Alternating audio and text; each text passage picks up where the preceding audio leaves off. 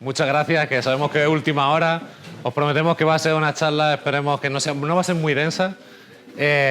No vamos a regalar ningún código que valga $1 billón, por si alguien no leyó la descripción, pero esperemos que aprendáis cosas interesantes. ¿Podéis levantar la mano los que hayáis usado Google Maps hoy? Bueno, entonces no me hace falta. Iba a preguntar la semana que es pasada y en un mes. Según Google, 2.000 millones de usuarios activos al mes usando Google Maps, que haciendo cálculos según ChatGPT es como 1/3 de la población que tiene smartphones. Y por eso, desde el 2023 ya se valoraba que Google Maps valía más de 11.000 millones de dólares, que facturaba más de eso, ¿no?, al año. Si nos volvemos un poco atrás, los que tenéis, bueno, como yo, así 40 años y demás, a lo mejor recordáis esta primera página que salió en el 2005, que fue la primera versión de Google Maps, cuando se hacían las primeras cositas con Ajax. Y en este vídeo es cuando se presentó la primera aplicación de Google Maps en Android, cuando todavía, bueno, fue 2 años después de Android, si mal no recuerdo, y cuando los móviles todavía casi no tenían ni GPS. A día de hoy, Google Maps, 20 años después, que se dice rápido, que a veces no nos damos cuenta de lo rápido que pasa el tiempo, tiene infinitas cosas, ¿no? Tiene todo lo que necesitamos. Tiene direcciones, tiene información geolocalizada de señales, de menús, nos da información en 3 dimensiones. Y ellos fueron los que fueron pioneros, ¿no?, en ofrecer este servicio a través de la web y nos dieron acceso a todo el mundo.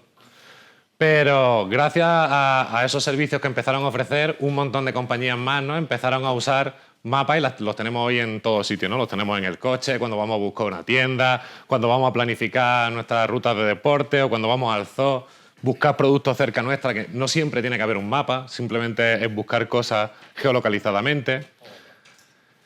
Y a mí hay una frase que os quería dejar aquí, que para mí es muy importante recordar que esas tecnologías que son disruptivas realmente y que nos cambian la vida son esas que son sumamente complejas de hacer, pero que son sumamente fáciles de usar. Tenemos un montón de ejemplos. ChatGPT es como el que está ahora en boca de todo el mundo, pero tenemos GPS, tenemos el iPhone, ¿no? Tenemos un montón de tecnologías que han cambiado el mundo y Google Maps ha sido una de ellas. De ahí, cuando vi la serie esta, me gustó mucho porque hablaban, ¿no? ¿Quién ha visto la serie? ¿Podéis levantar la mano? ¿Quién ha visto la miniserie? Quien no la haya visto, es muy recomendable. Son 3 capitulitos, tiene un 8,2 en IMDb, 12.000 valoraciones. Y hablan de un litigio que hubo entre una empresa alemana, pues que le puso un litigio a Google porque decía que le habían cogido el algoritmo que habían inventado ellos, que bueno, sin entrar, como decía en la descripción, de la veracidad de la historia, porque es lo menos relevante para lo que queremos hablar aquí hoy. Lo que sí queríamos hacer un poco hincapié, y vamos a ir contando algunos de los retos que se superaron entonces y algunos de los que estamos superando a día de hoy, que son muy interesantes, sobre todo en aquella época en las que estaban trabajando con 486, con Pentiums, donde realmente Internet todavía no se había popularizado, todos se tenían que instalar el sistema de mapas en el local. Y bueno, pues habla mucho reto de la adquisición de datos, la capacidad hardware de la máquina para poder renderizar las cosas y demás. Entonces, bueno, vamos a hablar un poco de los secretos que hay detrás de este tipo de servicios. No nos vamos a centrar en Google Maps en concreto, vamos a hablar de servicios de mapas. Y no solo vamos a hablar del mapa, sino de rutas, de geocodificación y de otros servicios. Dicho esto, nos vamos a presentar y vamos a decir por qué. Hemos empezado, nos hemos lanzado y le hemos dicho nada. Pero vamos a dar contexto y ahora, ¿por qué vamos a hablar de esto? Todavía sigue la gente aquí.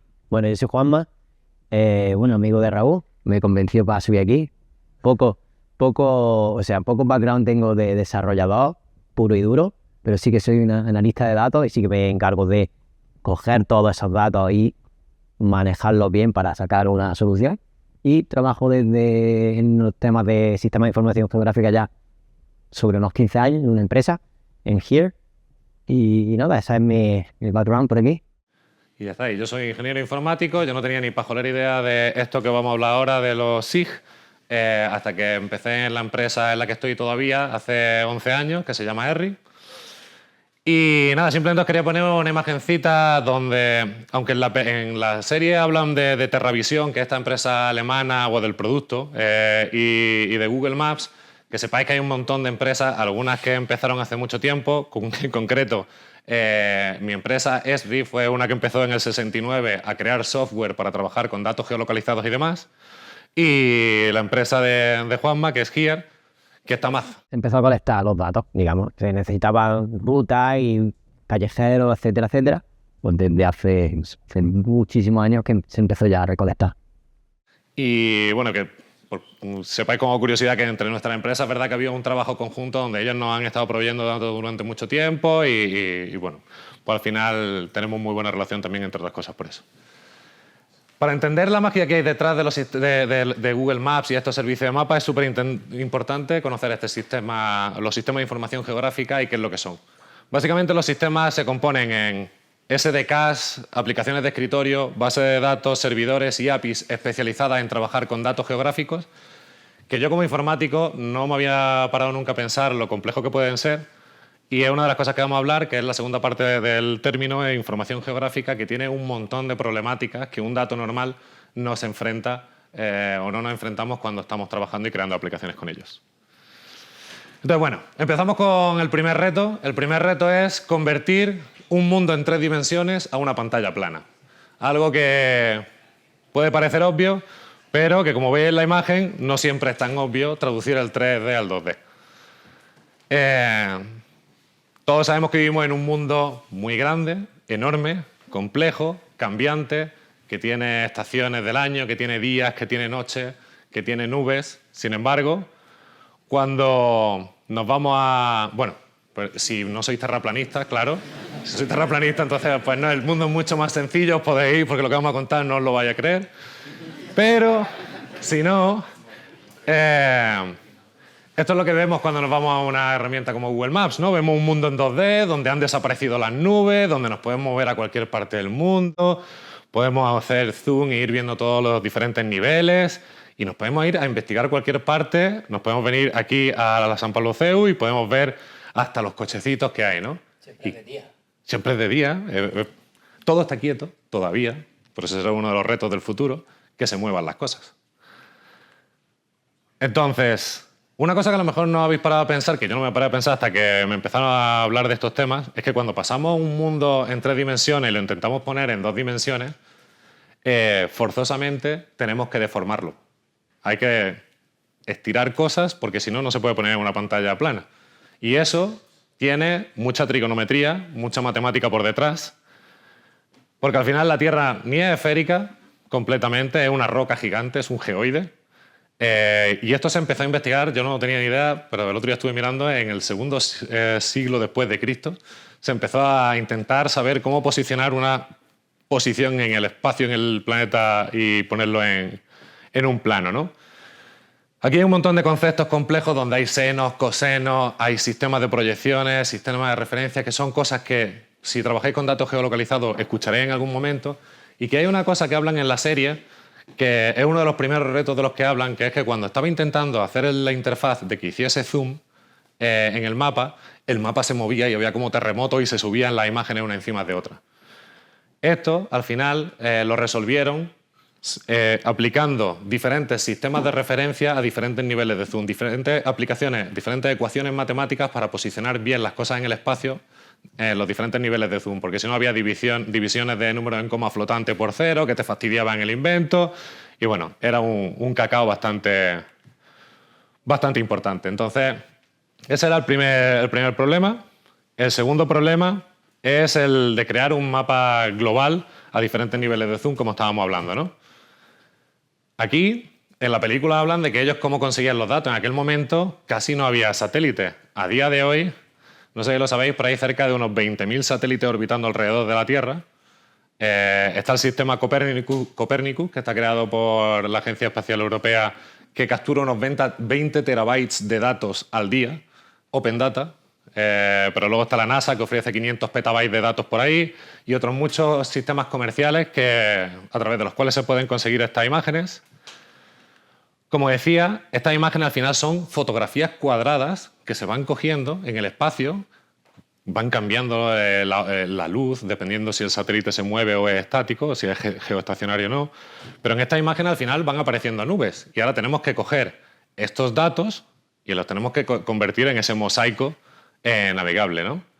Y al final tenemos ese problema de que los satélites se mueven, los datos son variables, no todos los satélites pueden recoger información ni en el mismo sitio con la misma calidad. A veces, pues, sitios como el Reino Unido siempre está ¿no? Pues con nube y es complicado coger ciertas imágenes. No siempre todos los datos vienen de un satélite. Y al final, pues cuando nos vamos a un proveedor de mapas, nos encontramos pues diferencias en el ángulo en el que están las fotografías tomadas, nos encontramos pues eso, diferencias en pues, las sombras y demás, y esto nos va a ocasionar otro tipo de problemas, ¿no? Entonces, todo esto había que resolverlo y al final hay un proceso por detrás que se hace muchas veces manualmente por equipos de datos que hay detrás de estas empresas que cogen, bueno, esto es un ejemplo de un software que teníamos nosotros antes, que cogían las imágenes, le aplicabas unos filtros y al final lo que hacían era, esas imágenes que se ven que no encajan perfectamente, te las homogeneizan y te hacen que puedas luego ir creando ese mosaico poco a poco, ¿no? Aquí se ve un ejemplo de un vuelo que hicieron los americanos aquí en España en el 1956, que está disponible en el IGN y que se ve muy claramente los recortes de esos cuadraditos, que os animo a que le echéis un vistazo porque podéis visitar la zona donde viví o pique la curiosidad, y que está muy bien. ¿Y cuánto ocupa todo esto en disco? ¿No? Y esto depende mucho de cada proveedor de mapas. No todo el mundo guarda la misma resolución en todos los países, no siempre es uniforme. Al final hay varios factores. El primero es la resolución espacial, que se llama.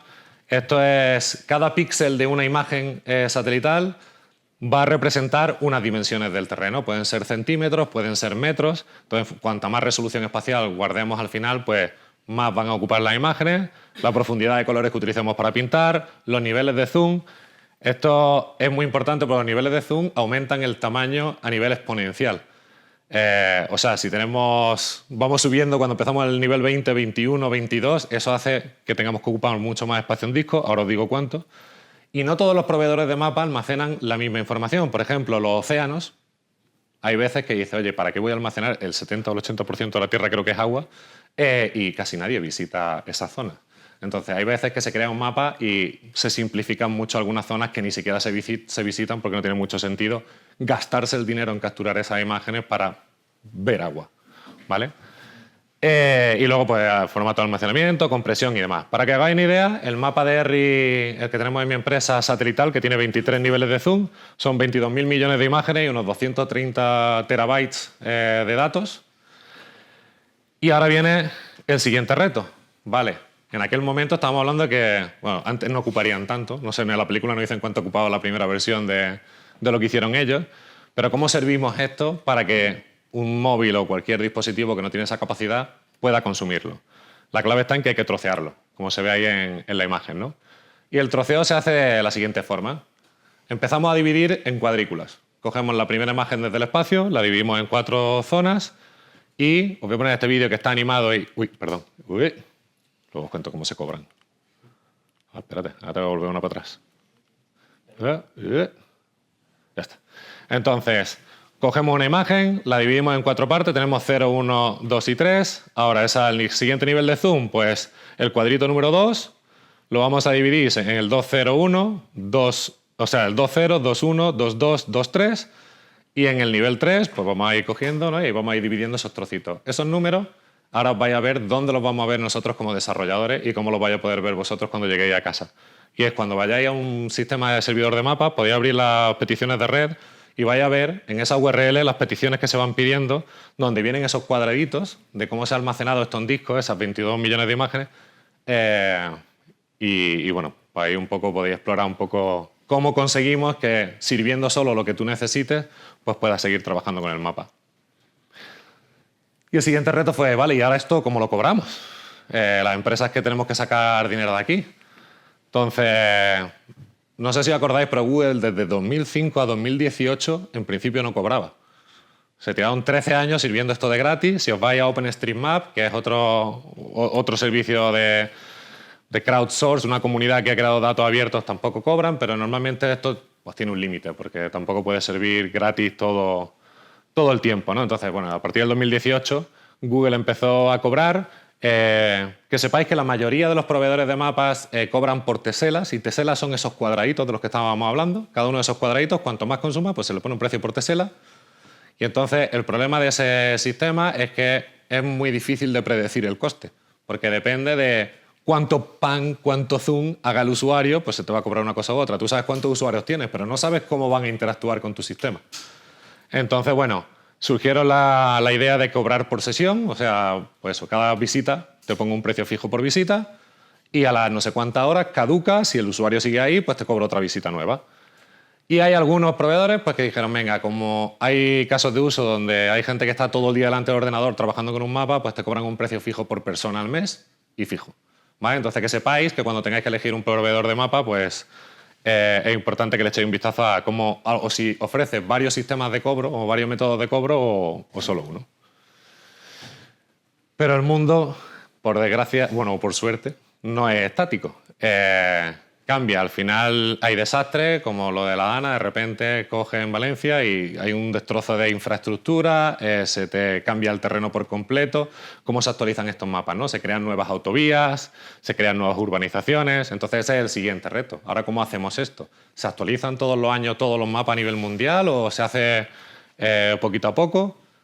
Bueno, pues esto al final se planifica. Por ejemplo, para que no hagáis una idea, el Instituto Geográfico Nacional de España hace unos planes, que ahí tenéis el plan de los vuelos que va haciendo sobre el territorio español, van cogiendo fotografías y pues a lo largo de 4 o 5 años fotografían todo el terreno.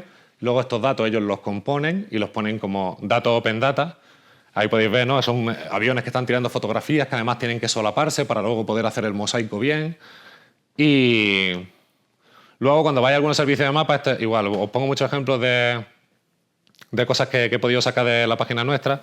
Por ejemplo, esto es Almería, que es de donde yo vengo ahora. Y cuando hacéis clic en una imagen podéis ver, pues en este caso, que la imagen viene del Instituto Geográfico Nacional, cuándo fue actualizada, qué resolución espacial tiene, cuántos metros indica cada píxel, la precisión de los datos. Hay veces que no es el gobierno central. El Ayuntamiento de Madrid también hace sus propios vuelos. Y hace una cartografía brutalmente buena, tiene una resolución mucho mejor y estos datos que ellos crean, muchas veces que son open data, las empresas que creamos, Juanma, la mía, cogemos estos datos y los incorporamos a servicios para que los podáis consumir fácilmente porque, bueno, pues solo tienen el territorio español. Si queréis hacer una aplicación que sea más amplia, pues lo tenéis más complicado, ¿no? Pero también, como decía, hay datos satélites. Hay aviones volando, hay datos satélites, algunos que son geoestacionarios, que están quietos en la misma zona todo el tiempo, y otros que se van moviendo, que son los que van cogiendo imágenes alrededor de la Tierra. Eso es especialmente importante en países del tercer mundo donde no vuelan. En Burundi no tienen para beber agua. No se van a preocupar de ponerse a volar aviones para coger estas imágenes, ¿vale? Y luego existen también algunas organizaciones, campus universitarios, que vuelan sus drones, que cogen sus imágenes y que a veces aportan esos datos a los que servimos mapas para que los actualicemos porque quieren que la gente disfrute de un mapa actualizado.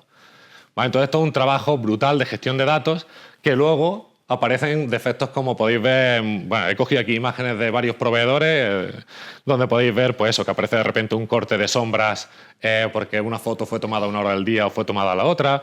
Aquí podéis ver pues, un campo que luego fue arado y que luego ya no había vegetación y se ve ahí los difuminados. Podéis ver, pues, esto desde el Instituto Geográfico Nacional, árboles que se ven cortados, casas que no cuadran exactamente al píxel, porque al final es que es muy complicado pensar, ¿no? Que es un avión que está tirando fotos y la próxima vez que pase tiene que pillar una foto en el mismo ángulo, en la misma posición, en la misma altura. Es extremadamente complejo coger este tipo de datos. Y con esto le paso el relevo a Juanma. Creía que ya no pintaba nada de ti. No, pero muy bien, gracias. Vale, seguimos. Perdón. Ahora sí he cogido la batuta. Vale. Bueno, me pongo... Vale, me quedo aquí. ¿Qué hemos visto hasta ahora? Sistema de información geográfica. Conversión de 3D a 2D. Imágenes satélites. Hemos visto bastante. Tema... lo que ahora vamos a llamar rasters, ¿vale? Niveles de zoom, el tiling, ¿vale? Lo que es estos cuadraditos, este troceado que hacemos también definido. Y, bueno, actualización de datos. Yo voy a seguir contando otros retos, ¿vale? El dato, que es lo que creo que soy especialista en eso, ¿vale?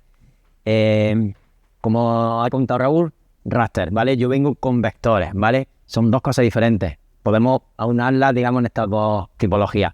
Tenemos raster, vosotros en vuestro smartphone tenéis unos sensores que hacen una captura de una imagen, esa imagen es un raster, ¿vale? Entonces, teselado, con lo que habéis visto, esos cuadrados, el teselado raster es ese raster que nos convertimos en pequeñas pececitas, ¿vale?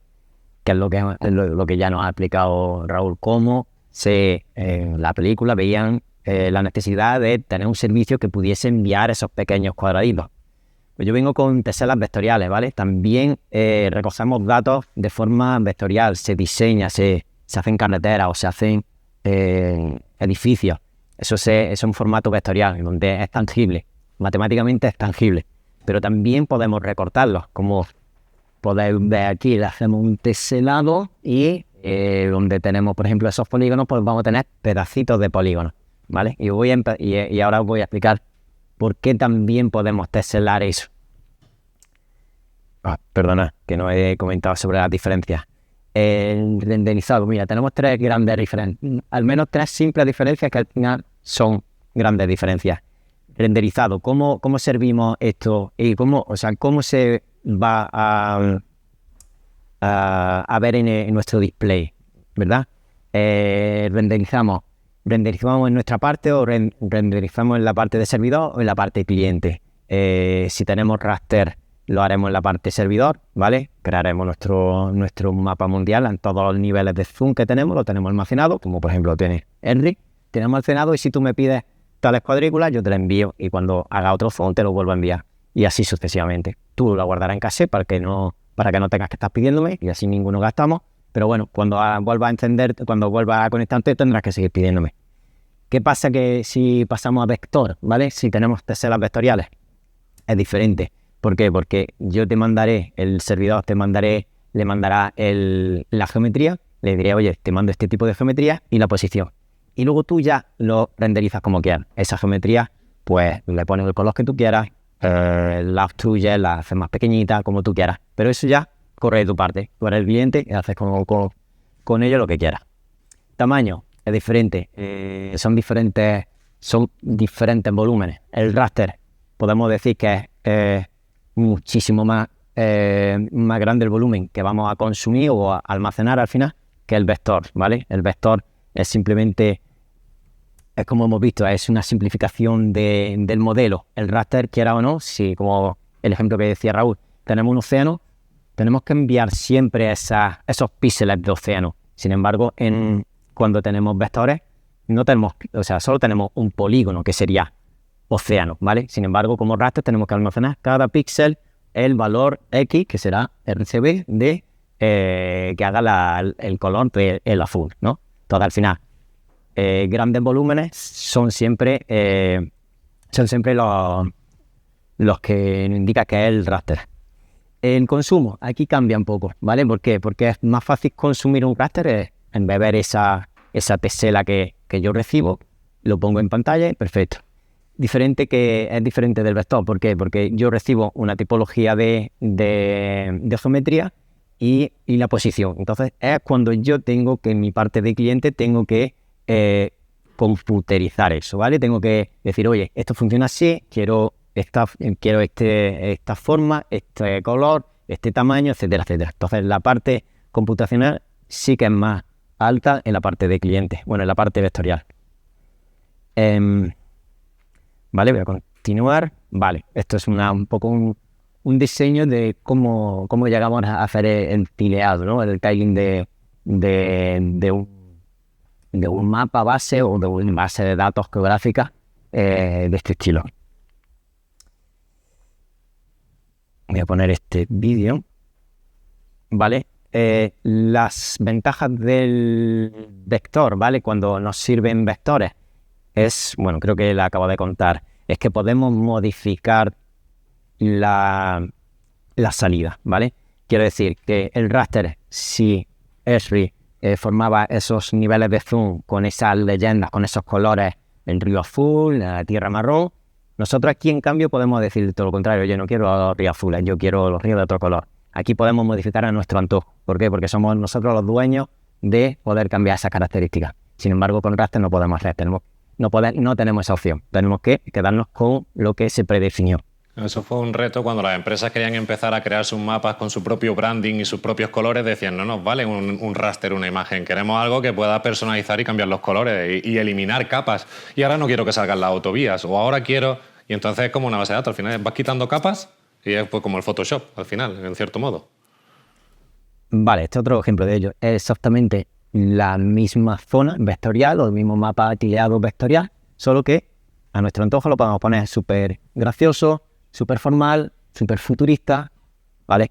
Y no necesitamos guardar en caché toda y cada una de las versiones que queremos hacer, ¿vale?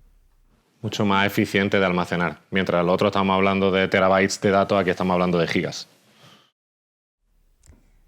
Vale, un poquito hemos visto las tipologías de datos. ¿De dónde vienen los datos? Vale, Raúl ya ha comentado bastante, no me quiero meter ahí, no tenemos tampoco mucho tiempo. Hacer mención de que tener datos a nivel global es súper complicado. Podemos tirar de fuentes oficiales, como tenemos aquí el IGN, el Instituto Geográfico Nacional, pero claro, solo nos sirve para el territorio español. Si te vas a otro país, bueno, tendrás que lidiar con diferentes estándares, diferentes lenguas e incluso que no se disponga de esos datos. Empresas proveedoras de datos, pues como hemos visto, mi empresa sí que lleva colectando desde hace mucho tiempo estos datos, le servirá para la empresa misma y también para, si necesita venderlos, los podrá vender.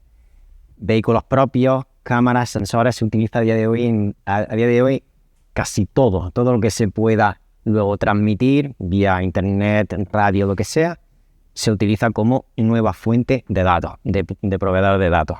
Incluso, Juan, los propios sensores de los coches, ¿no? Cuando vamos conduciendo el coche va cogiendo información del ancho de los carriles y demás, ¿no? Hacen una pequeña telemetría, igual que los iPhone actuales, que puedes incluso con esta pequeña telemetría o esos sensores que tienen ya tan avanzados que puedes incluso medir. Los coches ya a día de hoy tienen ese hardware, ¿vale? Ese hardware traducirá en datos y ese dato lo subirá a sus servidores para luego ser distribuido. Esas alertas de límite de velocidad que van saltándote en el coche, que son muy útiles, también están capturando información de dónde están las señales de tráfico. Todas esas señales de tráfico que se van capturando en directo se envían a sus propios servidores. Esos servidores están conectados a otros que pueden intercambiar información. Oye, aquí antes no había una señal de tráfico de, no sé, velocidad 90, ahora sí la hay. Actualízame el mapa, ¿vale? O sea, actualmente cómo se está funcionando. Vale, ¿cuánto ocupa? Si por ir un poquito rápido, es una barbaridad. 1.000 millones de vectores, por ejemplo, OpenStreetMap, ¿vale? A día de hoy, o el mes pasado, Overture tiene unos cuantos cientos de millones, en mi empresa cerca del medio billón de vectores. O sea, es una barbaridad. Se guardan diferentes formatos, en diferentes tipos de bases de datos geográficas, pero al fin de cuentas son accesibles dentro de la empresa o fuera de la empresa, si es crowdsourcing, son accesibles y puedes trabajar con ellas. Vale, depende de... Bueno, esto viene ligado con el tema de higiene. Imaginamos que si al gobierno de Marruecos le preguntamos cuáles son vuestros límites administrativos, pues yo creo que Sáhara Occidental no te lo va a pintar, pero sin embargo, tú lo quieres, ¿vale? Entonces tendrás que moverte a otro proveedor, el vecino que es enemigo o quien sea, para que te dé esa línea que un poco la que tú necesitas. Vale. Si no habéis fijado nunca eso en Google Maps y en todos los proveedores de mapas, cuando veis una línea divisoria entre comunidades o territorios punteada, es porque es una línea que está en disputa, que un país reconoce, otro país no reconoce, y hay veces que los propios países dicen, yo quiero mostrar un mapa, pero quítame esa línea de ahí, porque yo no reconozco este país. Entonces esta posibilidad de tener vectores dice, vale, pues te la quito, o al otro se lo pongo, y provee una experiencia para el ciudadano local que no le hiera los sentimientos. O sea, hay detalles a veces en los mapas que dice que hay cosas que no son blanco o negro, no es que hay aquí una casa, es que hay cosas que son subjetivas, ¿no? Así es. Y eso está en parámetros de API, muchas veces. Vale, es un vídeo súper ilustrativo de las ediciones que hacen en OpenStreetMap, lo que hemos dicho, gente súper desinteresada que le gusta mapear su zona, la que conoce. Y como estáis viendo, en pocos años es como no sé, es una barbaridad. Incluso se quedan 2019, que ya quedan unos años, y yo creo que estaría todo el continente, por ejemplo, en Europa, estaría lleno ya de ediciones. Para que os hagáis una idea, una comunidad... OpenStreetMap es la Wikipedia de los mapas, es la forma fácil de resumirlo. Es gente contribuyendo libremente, cualquiera de vosotros podéis abrir OpenStreetMap y modificar y añadir una calle. Y hay más de 6.000 personas contribuyendo al día, pues creo que nos decía la gente de OpenStreetMap. y es brutal el trabajo y todo es Open Data. Vale, ¿y qué pasa? Pues estos editores necesitan mejores herramientas. Rapid Editor utiliza IA por debajo, se hace primero una segmentación, extrae, oye, mira, este es un posible candidato de building, de edificio, ¿vale? Pues entonces te lo está poniendo fácil, tú ya no tienes que ir y rellenar ese edificio, porque solamente tendrás que seleccionar y decirle, oye, sí, lo acepto. ¿Por qué? Porque me ha hecho, o sea, entiendo que es un edificio. O, mira, te ha faltado una esquinita, lo retocas y listo, y lo envías y se queda ya esa edición hecha.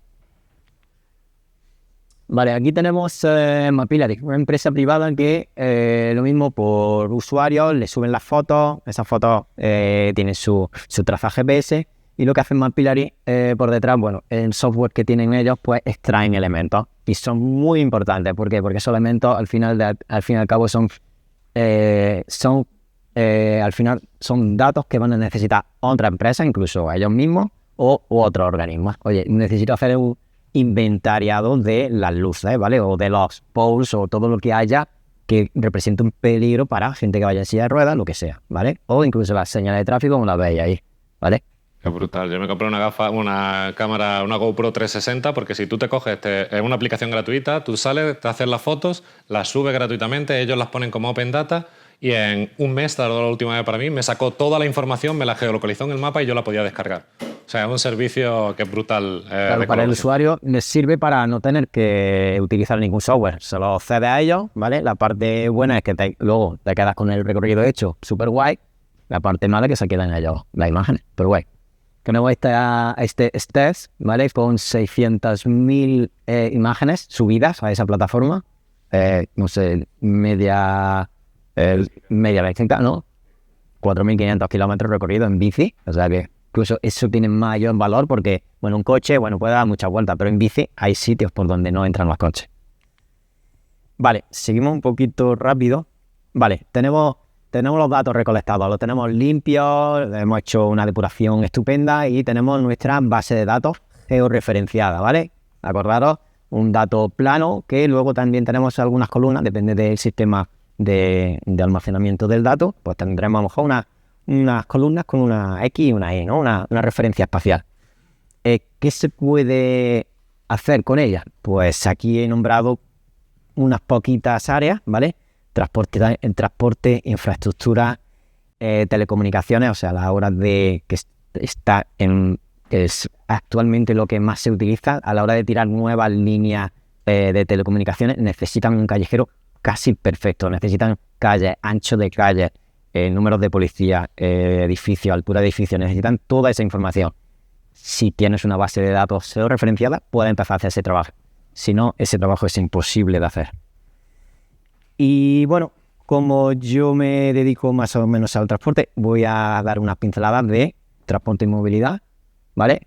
Queremos ir de A a B, hay infinidad de caminos, como todos sabemos, pero normalmente queremos el más corto, el más rápido, el que es más eficiente para ti. Pero también depende del tipo de vehículo. Puede que tú trabajes para una empresa, lleves un vehículo con carga explosiva y sabes que ciertos horarios y ciertas zonas de ciudades no podrás pasar. Entonces necesitas lo que comentamos, una base de datos referenciadas muy bien detallada. Voy lo más rápido que pueda, ¿vale? Geocodificación, ¿vale? Para que sepáis lo que es. Servicio de geocodificación. Vamos de A a B, ¿vale? Pero, ¿cómo sabe esa base de datos referenciada que es A y dónde la localiza exactamente en el disco duro, ¿no? Vale, pues para eso tenemos el servicio de geocodificación. Lo que va a intentar hacer un matching de lo que yo le describo, ¿vale? Calle Almería 3 en Almería, por ejemplo, y va a encontrar dentro de la base de datos, va a intentar hacer el mejor matching de esa posición, ¿vale? Y también tú le dices, vale, restaurante el abedul, ¿vale? Y va a ir también a la base de datos de los puntos de interés y va a encontrar el abedul justo donde tú estabas marcando de la ciudad que estabas marcando ahí. Eso es lo que se llama geocodificación directa, ¿vale? Transformamos de cosas escritas, habladas en coordenadas. Entonces, la base de datos ya sabe exactamente dónde se encuentran los vectores. A la inversa, básicamente tú tienes un listado de coordenadas porque has hecho una ruta en no sé dónde y tú le dices, oye, tráeme todas las calles, el nombre de las calles por donde he pasado. Extráeme el nombre de los monumentos por los que he visitado. Pues te hará exactamente ese mismo matching, pero de forma contraria. Un caso que lo he colocado a última hora, un Gran F, Avenida Andalucía. Esta es una calle cerca de donde vivo yo. 2 diferentes nombres, pero el mismo sitio. Desde hace 20 años esa calle, esa avenida siempre se ha llamado Gran F, pero oficialmente se llama Avenida Andalucía. También cabe la posibilidad de que podemos almacenar más nombres para el mismo elemento, ¿vale? Entonces, también importante para... Lo típico, ¿no? La plaza del pueblo todo el mundo la conoce como pero no es ese nombre. La gente va a escribir lo que la gente conoce. Entonces tienes que tener eso, o la ley de memoria histórica cambia los nombres de las calles. Tienes que tener una base de datos que sea capaz de recordar todos los nombres de una calle, por los que se conoce, los oficiales, etcétera. Es otro reto más que... Esto es una cosa peculiar, 30 segundos, ¿vale? Un sistema que se olvida de callejeros, se olvida de bases de datos tan complejas y dice, oye, voy a tilear o voy a partir el mundo en cuadraditos de 3 metros por 3 metros, ¿vale? Y a cada cuadradito le voy a poner que se llama con 3 nombres, ¿vale? Por ejemplo, este cuadradito en esta calle, en esa esquina, que son al final 9 metros cuadrados, pues se llama encontrar regulados moderadas. Siempre que alguien ponga en este buscador esas 3 palabras, sabe exactamente ese punto. No tiene que decir, oye, calle Almería está en Córdoba, en Jaén, en Madrid, y no te da variaciones, no. Esa es tu única opción, ¿vale? Entonces, es muy útil para exactamente ir con precisión al esos 9 metros cuadrados. O sea, en esta aula, pues habría, no sé, como 4 cuadraditos para saber exactamente dónde quiero llegar. Especialmente en mitad del campo, donde no tiene un cartel que te ponga este es el número 3. Dice, oye, ven a traerme la pizza aquí, al césped donde estoy. Pues estoy en vez de decirle latitud, longitud, le das 3 palabras. Vale, tenemos la versión española, un What Three Facts, ¿ok? Lo mismo, pero con tacos. O sea, tenía que ser algún español que me dice, oye, vale, voy a hacer lo mismo, pero una forma más graciosa. Vale, lo voy a resumir todo lo que puedo, ¿vale? El último reto, ya no cuento más historias, ¿vale? Coordenada Z, ¿vale? La más olvidada de todas. La X súper fácil, ¿eh? Porque en plano está súper chulo, pero si le tenemos que dar altitud, tenemos que sacar un volumen, necesitamos siempre la coordenada Z. Vale, ¿cómo tenemos la coordenada Z? Bueno, pues antiguamente desde urbanismo, desde catastro, pues teniendo los planos de los edificios, sabían la coordenada de los cotas más altas del edificio. Vale, actualmente tenemos plataformas aerotransportadas, lo que son aviones, sistemas LiDARs, ¿vale? Son sistemas láser que envían millones de láseres a la superficie, rebotan, suben para arriba y en ese cálculo, que es la velocidad de la luz con el tiempo que ha transcurrido, saben la distancia que hay. Como se sabe que la plataforma,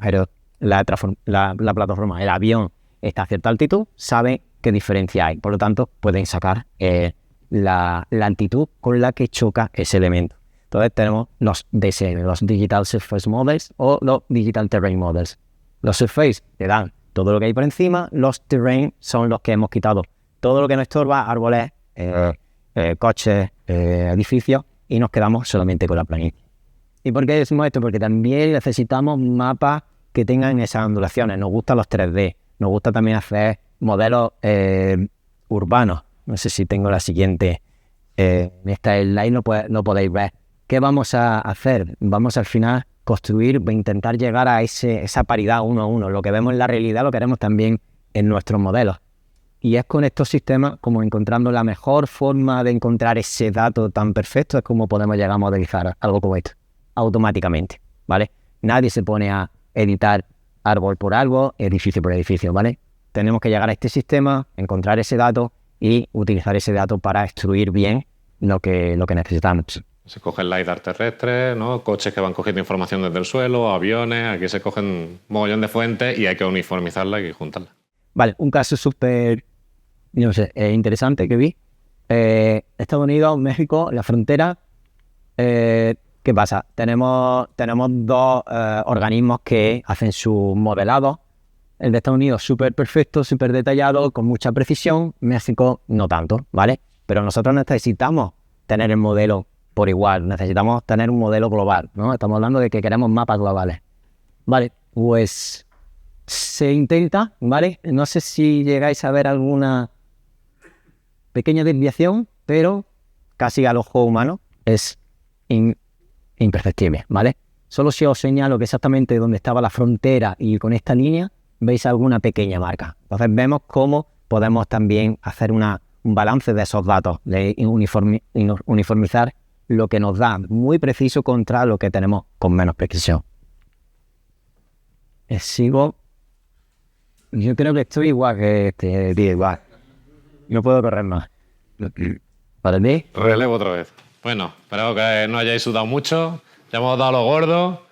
Ahora vamos a lo importante. Después de toda esta chapa que hemos dado, cuando tengáis que hacer algo con mapas, ¿cuál es el mejor proveedor, no? ¿Qué es lo que querréis saber? ¿Qué elijo? ¿Me voy a Google Maps? ¿Me voy con Here? ¿Me voy con Erri? ¿Me voy con Mapbox? ¿Con quién me voy, no? Desgraciadamente la respuesta no es tan simple como la pregunta. Esto es lo típico que se dice en inglés, ¿no? De there is no one size that fits all. No hay una única talla que le venga bien a todo el mundo. Depende mucho de vuestro caso de uso. A mí hay un ejemplo que me gusta mucho que es el de Relief.cc, que no sé si la conocéis, es una aplicación para hacer deporte gratuita que está para Android y para iPhone, que te traquea tu actividad, te vas a correr, te vas con la bici, te coge todo el trayecto y cuando terminas ellos generan un vídeo en 3 dimensiones con toda la traza que has hecho, con las fotografías que has tomado en tu actividad deportiva y queda un resultado súper llamativo. Ellos, para Android, usan Google Maps, para iPhone usan Apple Maps y para crear los vídeos en 3 dimensiones, en nuestro caso, evaluaron nuestras imágenes satélites de los de Erri y dijeron, vale, pues para hacer el vídeo usamos vuestros datos. Entonces, al final, no hay un único, cada uno tiene sus fortalezas y sus debilidades. Voy a dejar aquí a modo de resumen las cosas que yo creo que son más importantes que deberíais de echarle un vistazo o valorar cuando tengáis que elegir un proveedor. Uno es las características de los datos, hemos estado hablando mucho de la calidad, de la cobertura de datos, cada cuánto se actualizan. Otro es el acceso y el uso, cómo de fáciles son de usar, con qué SDKs o qué tecnologías se pueden usar. Hay a veces que unos proveedores no te dejan usar SDKs que no sean creadas por ellos, entonces a lo mejor eso para vosotros puede ser un engorro porque queréis usar otra en concreto. Obviamente el coste, como hemos dicho, hay diferentes formas de cobrar, obviamente todas tienen diferentes precios y van cambiando.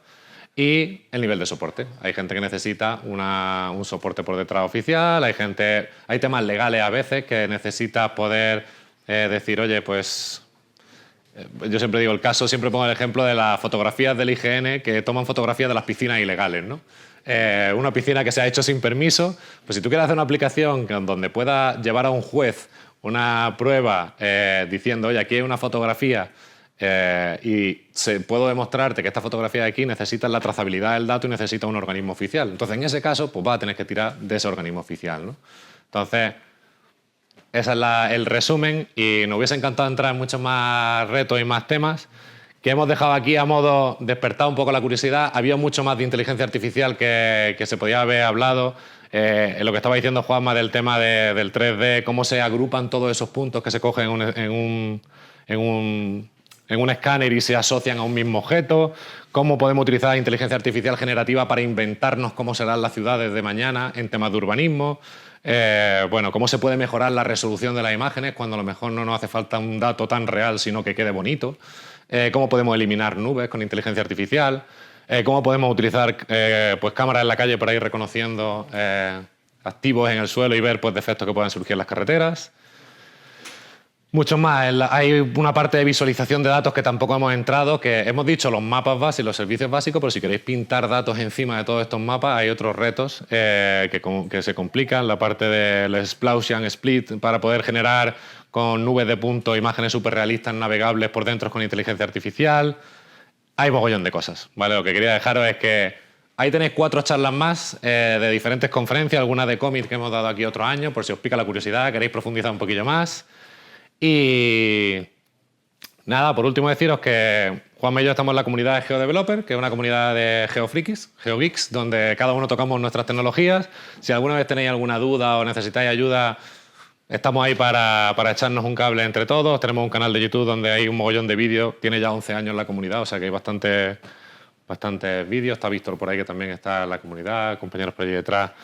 yo empecé a escribir una guía de introducción a los sistemas de información geográfica para desarrolladores, que era lo que a mí me hubiese gustado encontrar cuando empecé, porque este mundo para los informáticos es muy duro, porque utiliza mucho vocabulario que no sé si habéis notado, pues geometría, no sé, bueno, que al final te empiezas a perder cuando lees documentación.